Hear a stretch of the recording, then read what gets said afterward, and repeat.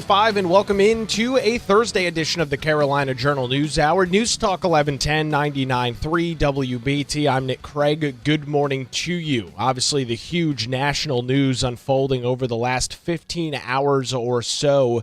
Charlie Kirk, the founder of Turning Point USA, a father of two and a young husband, is dead after being assassinated during a campus event at Utah Valley University yesterday afternoon. President Donald Trump confirming Kirk's death in a Truth Social post after about an hour and a half after the shooting. A lot of commentary on social media on his current status. Unfortunately, President Donald Trump confirming that situation.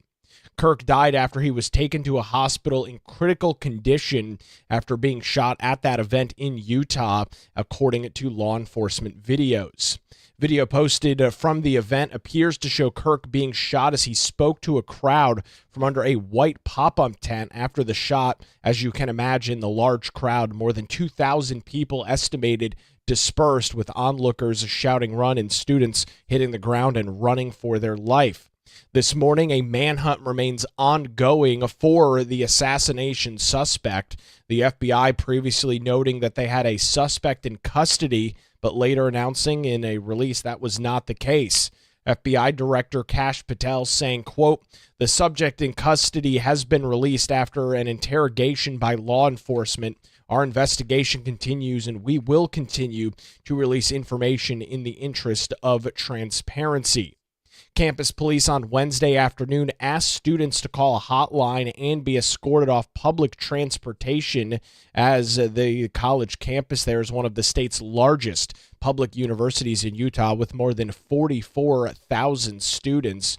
Charlie Kirk, a very prominent conservative icon, very well known for his campus events, which he did all over the United States, bolstering free speech, giving individuals the opportunity to challenge him. He challenged them and allow free public discord to take place in literally the public square, which is exactly what he was doing yesterday when he was shot and gunned down at 31 years old in Utah at a college campus. President Donald Trump releasing something similar to an address to the nation last night on social media, posting this on his X account, describing the horrific situation in Utah. To my great fellow Americans, I am filled with grief and anger at the heinous assassination of Charlie Kirk on a college campus in Utah.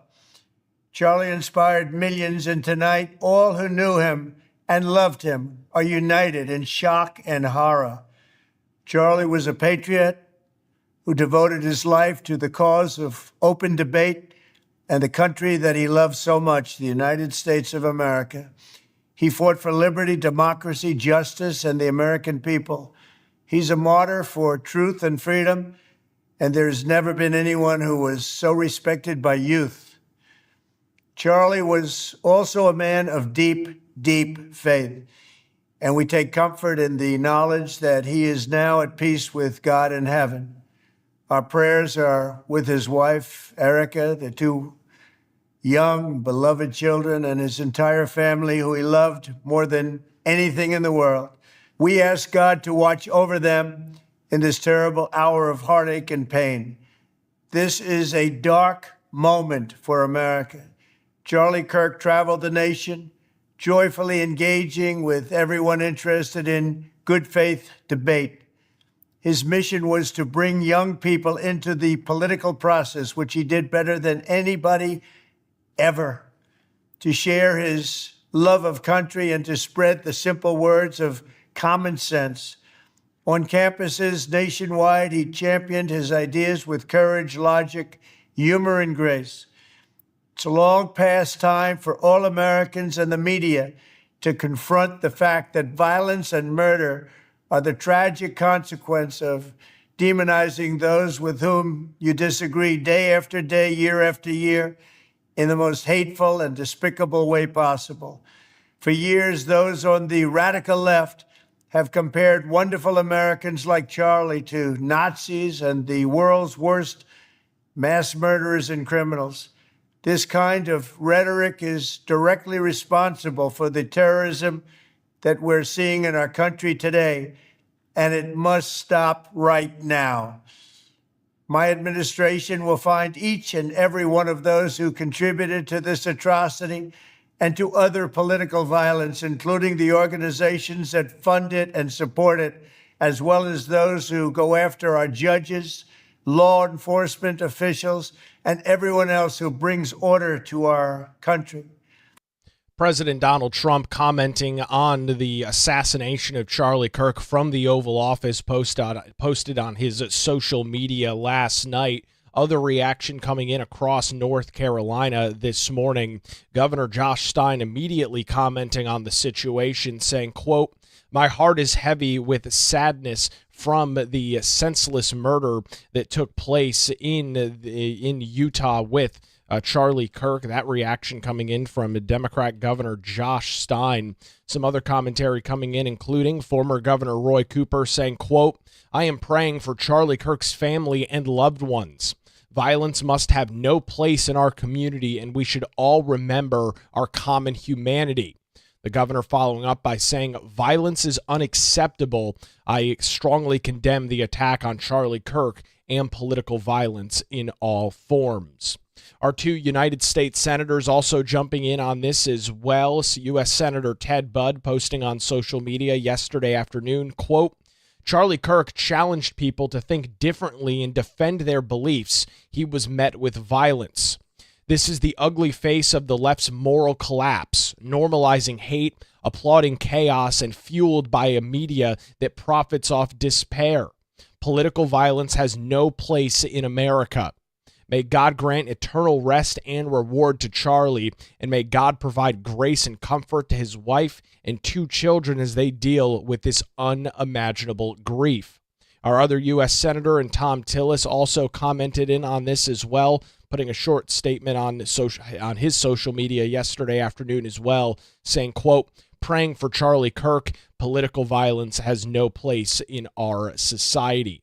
Again, this happened just after noon local time yesterday in Utah, where the Turning Point USA founder was hosting an event at Utah Valley University. The event had just started about 25 minutes prior to the bullets ringing out and Charlie Kirk being shot in the neck. He was taking and doing exactly what he typically does at these college events, speaking to individuals in the crowd, having a back and forth a conversation when his life was taken from him. Again, this morning, a manhunt does continue as a now national law enforcement presence is also on scene. Not only local and state police, but the FBI and other national officials on scene this morning trying to track down the individual that is responsible for these actions. We'll continue the coverage and the conversation this morning on the Carolina Journal News Hour. It's now 5:13 and News Talk 1110 99.3 WBT.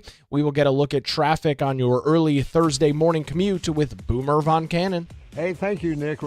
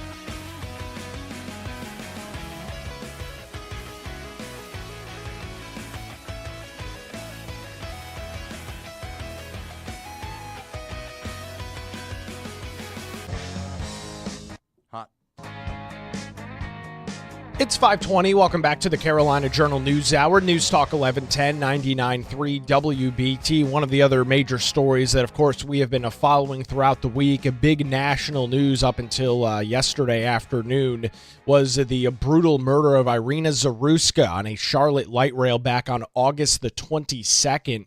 We've got some details, some new details today about some potential legislation here in North Carolina. Senate Leader Phil Berger, the Republican out of Rockingham County, and House Speaker Destin Hall, the Republican out of Caldwell County, are set to hold a press conference in Raleigh today at noon to discuss legislative action from the state side following that brutal murder back on the 22nd. The invite for the event, of the media advisor, I should say, notes that Senator Berger, Speaker Hall, and some special guests will be in attendance. Again, that will be happening at noon today. We will have a continuing coverage of the entire situation surrounding Iryna Zarutska over on our website. We'll have that up this afternoon over at carolinajournal.com. And, of course, the latest details coming up for you tomorrow morning right here on the Carolina Journal News Hour. Continuing our coverage this morning on the horrific and tragic murder of Charlie Kirk out in Utah yesterday, we continue that with Donna King, the editor-in-chief of carolinajournal.com. Donna, Charlie has become a cultural icon for younger individuals just getting into politics. Assess the situation as you see it unfolding right now. Sure. I am just, like most of America, just horrified at this situation. His legacy, his impact on American politics just cannot be overstated. He started Turning Point USA as a teenager, like 19 years old.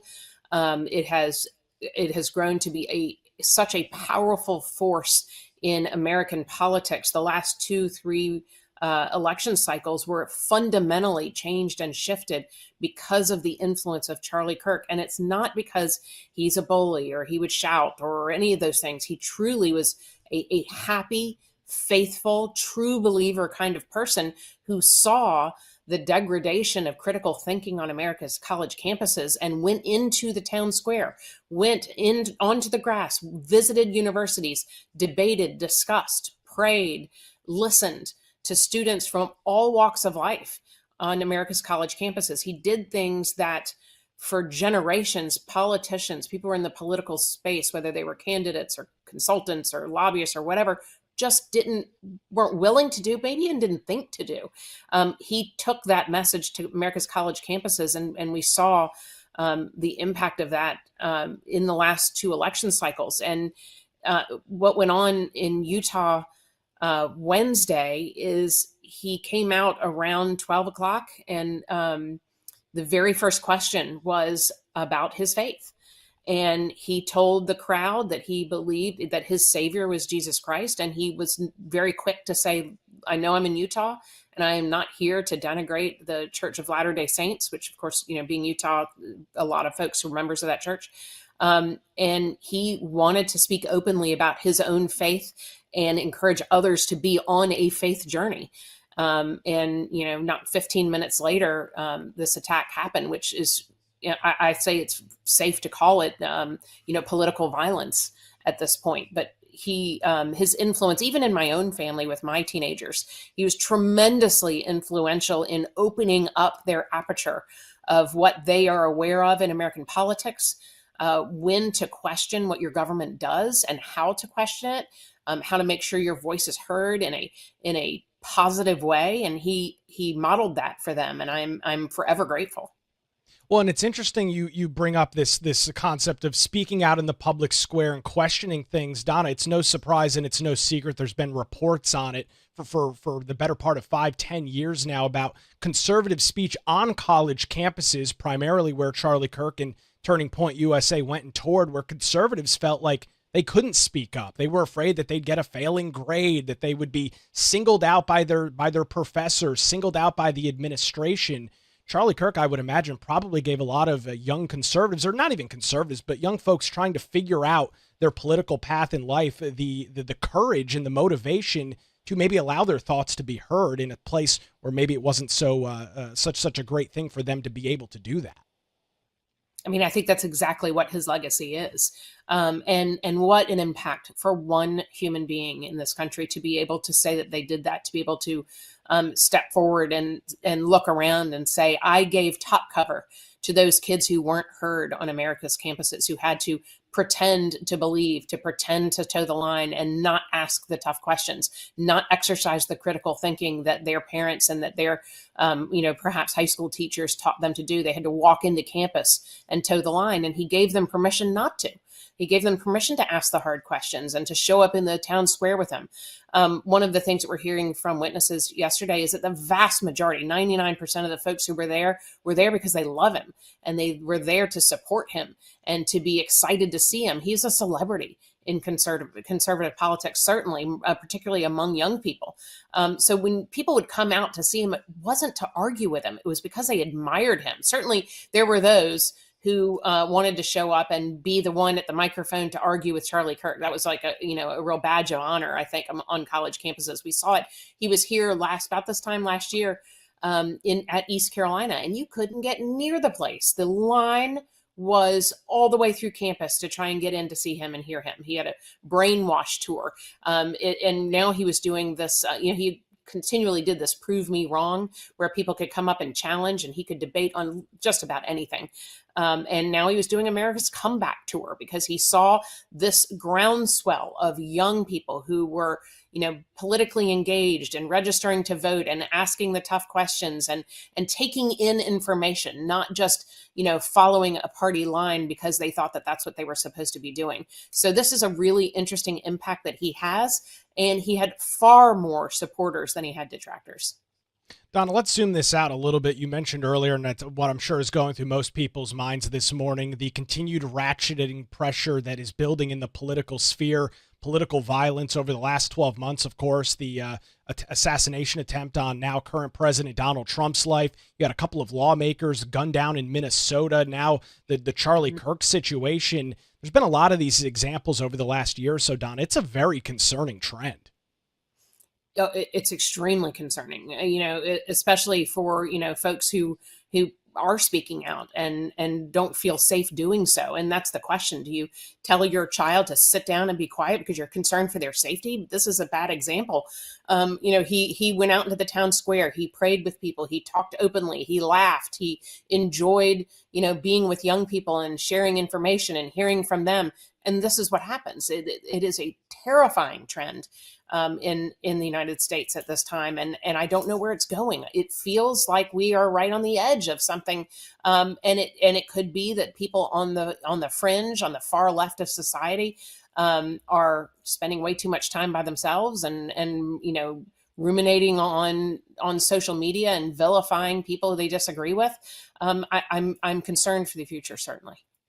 We have some continuing coverage of this tragedy unfolding in Utah over on our website this morning, carolinajournal.com. We appreciate the details and the insight. The editor-in-chief of carolinajournal.com, Donna King, joins us on the Carolina Journal News Hour. Where it's now 5:28, News Talk 1110, 99.3 WBT. We will get another look at the roadways on your Thursday morning commute with Boomer Von Cannon. Thank you, Nick. Looking pretty good.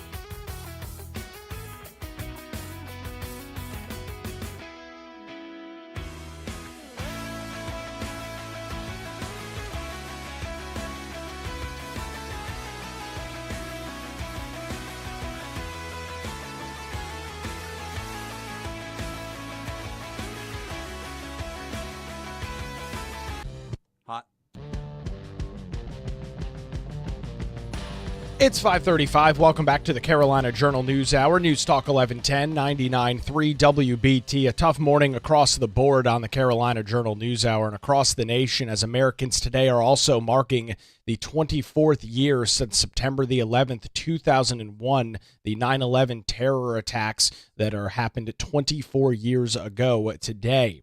Many loved ones of the nearly 3,000 people killed will join dignitaries and politicians at commemorations today that will be happening all across the nation, but specifically highlighting the events in New York, at the Pentagon, and in Pennsylvania.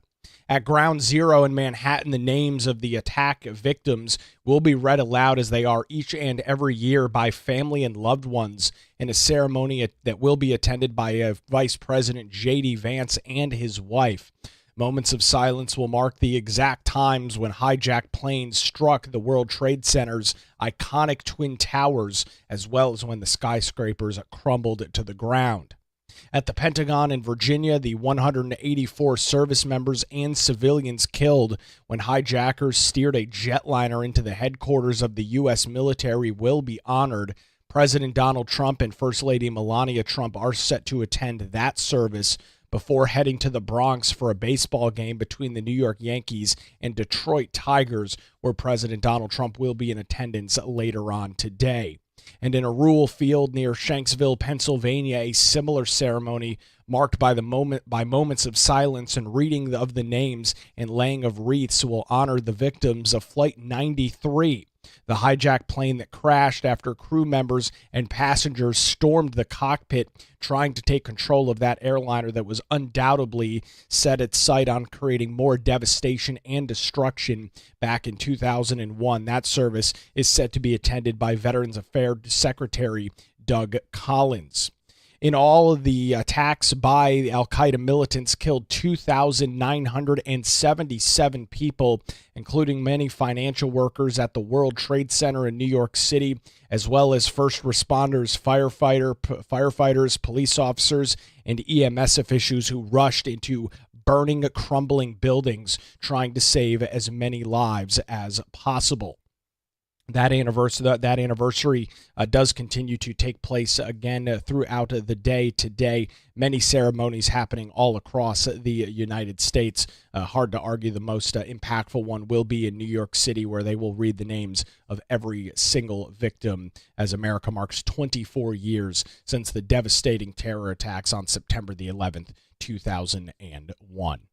In some other tough news this morning, recapping our big story this morning, Charlie Kirk, the founder of Turning Point USA, a 31-year-old father of two, is dead after being assassinated during a campus event at Utah Valley University on Wednesday afternoon, happening just after 12 o'clock local time, about 25 minutes into his very popular event that he does all across the United States on college campuses, allowing individuals to voice their opinion, challenge some of the beliefs, some of the things that Charlie Kirk and his team believe, and have an open and public debate and dialogue. Kirk died after he was taken to a hospital in critical condition after being shot Wednesday at that Utah event, according to law enforcement. The official announcement being made by President Donald Trump. The chilling details this morning indicate that a manhunt is remaining ongoing for the individual who is suspected in the political assassination of Charlie Kirk. The FBI and local law enforcement for a period of time last night said that they did in fact have a suspect in custody, but then later announced, quote, "The suspect in custody has been released after an interrogation by law enforcement. Our investigation continues, and we will continue to release information in the interest of transparency." That's from FBI Director Kash Patel, as the manhunt does continue, as you can imagine, with the high-profile murder of Kirk yesterday. Not only local police working the scene, but federal authorities swooping in as well to try and find the individual that is responsible for what can only be described as, again, a horrific act of political violence at Utah Valley University, the college campus there yesterday. Charlie Kirk, a very well-known political icon, was in North Carolina late last year as part of his college campus tour, the tour in which he was at East Carolina University at the You're Being Brainwashed tour, packing a facility over at ECU ahead of the 2024 presidential election, in which many, including President Donald Trump, credit to some success of Charlie Kirk and his Turning Point USA group for activating countless amounts of young voters across the United States. Reaction also coming in this morning from political figures across North Carolina. U.S. Senator Ted Budd releasing a statement saying, quote, Charlie Kirk challenged people to think differently and defend their beliefs. He was met with violence. This is the ugly face of the left's moral collapse, normalizing hate, applauding chaos, and fueled by a media that profits off despair. Political violence has no place in America. May God grant eternal rest and reward to Charlie, and may God provide grace and comfort to his wife and 2 children as they deal with their unimaginable grief. Former governor turned Senate candidate Roy Cooper also commenting on it, saying, quote, I am praying for Charlie Kirk's family and loved ones. Violence must have no place in our country, and we should all remember our common humanity. The governor following that up saying, violence is unacceptable. I strongly condemn the attacks on Charlie Kirk and political violence in all forms. Governor Josh Stein also commenting on this, highlighting the senseless murder of Charlie Kirk, saying we are grappling with a series of devastating tragedies, one after another. I urge everyone to spend time with loved ones tonight. This was last night when he posted this.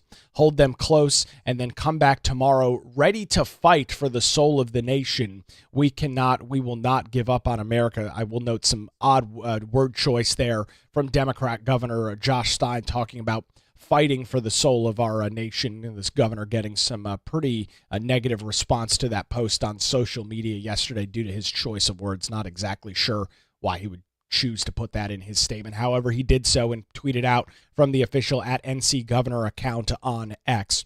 We've got additional and continued coverage of this tragedy this morning over on our website, carolinajournal.com. The headline story there, unfortunately, reads, Charlie Kirk dies after being shot at campus event in Utah. We've got that additional coverage at carolinajournal.com. It's now 5:42. You're listening to the Carolina Journal News Hour. A group known as NCInnovation has been in our spotlight over at carolinajournal.com over the last year or so. We've got some new updates on them this morning. To walk us through that, Donna King, carolinajournal.com, joins us on the News Hour. Donna, we talked about NCInnovation about a month ago. There's been some board meetings where things have gotten rather controversial between certain board members over some financial stuff and ongoing problems. The GA's talking about taking some of their money back. It's a really fluid situation over there. What's the latest that you're tracking this morning? Sure. So the latest that's happened just this week is the Joint Legislative Commission on Governmental Operations. The short term, we call it GovOps. So GovOps has sent a formal demand letter to the NCInnovation Board of Directors. It's signed by their investigative counsel and their deputy counsel for the Speaker, for the North Carolina House Speaker. And it's ordering the release of documents related to an internal investigation that they've had going on NCInnovation. Now, just as a quick recap, NCInnovation got $500 million in taxpayer money as an endowment in the 2023 state budget. With that, they were to be using that investment to start turning university research into commercial ventures and helping these researchers, bridge what they call the valley of death, where work comes out of the universities and doesn't get a commercial application. So the idea of NCInnovation was to help those researchers bridge that gap, make the connection between the commercial world and the university research world. And they originally wanted about $1.2 billion to do it, ending with about $500 million. Well, ever since they got that money from North Carolina taxpayers, there are lots of strings and oversight attached to it. And that's something we've been tracking pretty closely at Carolina Journal and how that process goes. The latest is this letter. The letter from lawmakers says that it outlines the state law, saying that NCInnovation, once they had taxpayer money, that they were required to be fully transparent with legislators. And that was something that they wanted to say that, this demand letter says that their request for these documents has been denied by NCInnovation, saying that they have refused. This is what the letter says, that their outside counsel has refused to release reports citing attorney-client privilege. That's what these attorneys for the North Carolina General Assembly GovOps committee say, and they say nope. The House rejects. House Counsel rejects that theory that NCInnovation would be allowed to retain outside attorneys for the purpose of shielding itself from legislative oversight. Now, that is a quote from the letter. You can read the letter on carolinajournal.com, and that letter says that they have until September 15th to turn over the documents that lawmakers want for this investigation. And Donna, it's interesting because this group, as I mentioned in the open, as we've talked about over the last couple of months, there's been some talks in the General Assembly, various budget proposals, looking at clawing back, if not all, some of the money from NCInnovation. You would imagine that this group would try and stay in the good graces of lawmakers to maybe hold on to at least some of that money. Yet it looks like, at least according to this letter from GovOps, that they're almost stonewalling the General Assembly. I can't imagine that's going to buy them any favor or good grace with lawmakers. Well, that's what these attorneys seem to be alluding to in this letter from GovOps, saying, like, look, you can't withhold documents from us because we are the oversight. In the bill, the 2023 budget, the legislature has 8 of the 13 board positions as appointees. So there are 8 appointees on the 13-member board of directors that are supposed to be providing oversight for the North Carolina General Assembly as stewards of our tax money, of our tax dollars. And that's what lawmakers or the council in this letter are saying, that they have until the 15th to turn these documents over. This letter was sent on the 9th. But there's been moves before for this that the lawmakers have already advanced proposals to try and claw some of this money back. There was a House Bill 154 that was introduced earlier this year. It would dissolve the state's partnership with NCI and redirect that money to the general fund. But then also we have the budget process, right? So in the House budget, lawmakers included clawing back all the money and reallocating that $500 million to Helene recovery, disaster relief. And then the Senate budget, on the other hand, claws back about $400 million of it for a new children's hospital around the Triangle area, and gives NCI $25 million a year for the next 4 years as kind of a short runway to gear up and become self-sustaining, privately funded. So this effort has been coming for a while. This letter isn't completely out of nowhere, but it certainly is an indicator of a major development and lots more scrutiny. As you mentioned, Donna, folks can not only go and read this letter from Government Ops, but some of our continuing coverage on NCInnovation over on our website, carolinajournal.com. We appreciate the update this morning. The editor-in-king of Carolina Journal, Donna King, joins us on the Carolina Journal News Hour. Where it's now 5:48, News Talk 1110, 99.3 WBT. We will get another look at the traffic on your Thursday morning commute. A look at the traffic center with Boomer Von Cannon. Hey, thank you, Nick.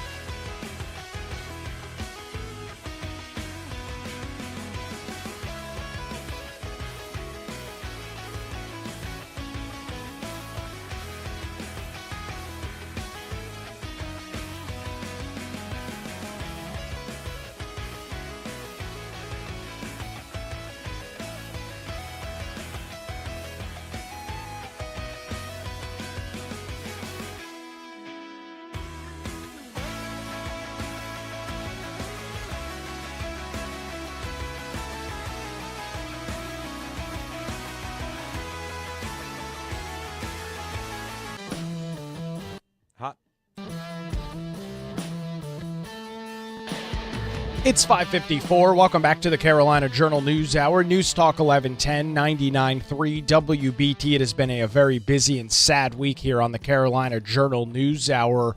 Turning our attention back to some North Carolina news this morning and some potential legislative action, as so much national attention has been spent on the state of North Carolina this week after the brutal and senseless murder of a 23-year-old Ukrainian refugee by the name of Iryna Zarutska back on August the 22nd.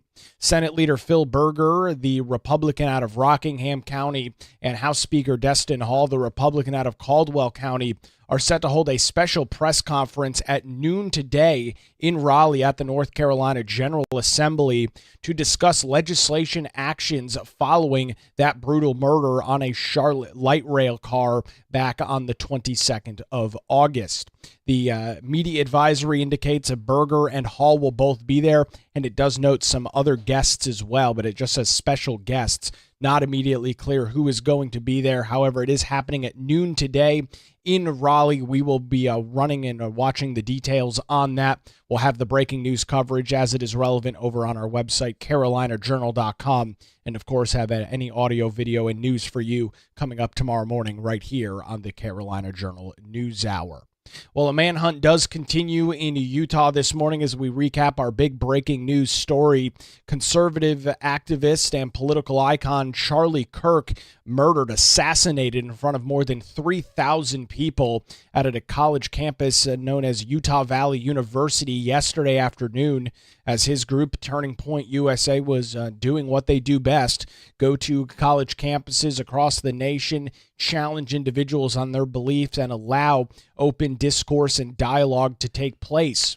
It was just about 25 minutes into the event at Utah Valley University yesterday when bullets rang out from video posted, and I'll note a graphic, horrific video posted on social media shows a bullet hitting Kirk square in the neck. It was just about an hour and a half, 2 hours after that President Donald Trump made the official announcement on Truth Social that the 31-year-old founder of Turning Point USA, father of two, and young husband had been brutally assassinated, shot, and killed at that event in Utah. The scary information this morning is that local law enforcement, alongside federal authorities, the FBI, and others, are continuing a statewide manhunt in Utah to try and track down the individual that is responsible for firing the shot that killed Kirk in a crowd of, again, about 3,000 people at Utah Valley University. Kirk, just late last year, less than a year ago, was at East Carolina University as he brought his very popular college tours